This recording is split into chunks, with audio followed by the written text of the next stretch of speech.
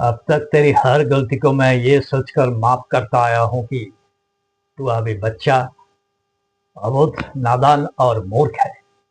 लेकिन आज तूने साबित कर दिया कि तू अब बच्चा नहीं, बल्कि कृतज्ञ, दुराचारी और दंभी मनुष्य है, जो सत्ता के मद में भूल गया कि तुझे मनुष्य किसने बनाया।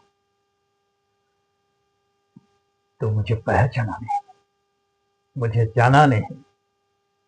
मैं कृष्ण हूं, जिसके प्रेम से सारा संसार तरसता है, जिसके क्रोध से सारा ब्रह्मांड कांपता है। मैं जन्म हूं, मैं ही मृत्यु हूं, मैं ही अनादि हूं। मैं था, मैं हूं और सदैव रहूंगा। और याद रख दुर्योधन, मैं ही तेरी काल का मूल रहूंगा। जय श्री कृष्ण।